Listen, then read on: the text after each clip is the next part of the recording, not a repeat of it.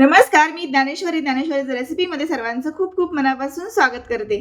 पाय मुरगळला असेल, शिरावर शिर पडली असेल किंवा पायाला हलकीशी सूज आली असेल, तर तुम्ही हा घरगुती उपाय नक्की करा.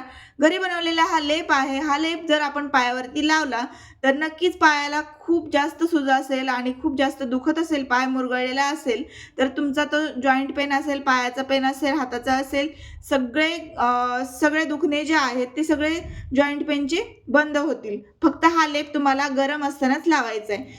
पाव चमचा कुंकू आणि पाव चमचा हळद घ्यायची आणि अर्धा चमचा मीठ घ्यायचे. त्यामध्ये आपल्याला अर्धा कप पाणी टाकायचे आणि यामध्ये आपण एक मोठा चमचा भरून माती टाकायची आहे.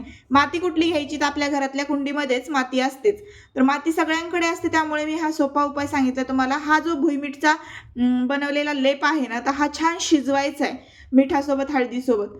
आणि त्यानंतर शिजलेला हा लेप गरम गरम असतानाच हा लेप पायावरती लावला की मग पायाची जी स्किन असते ती थोडीशी, जसा लेप वाळत जाईल तशी थोडीशी टाईट होते आणि दुखणं कमी होतं, सूज वसरते, शिरा सुद्धा व्यवस्थित चालू होते आणि मुरगळलेला पाय 2 दिवसात बरा होतो.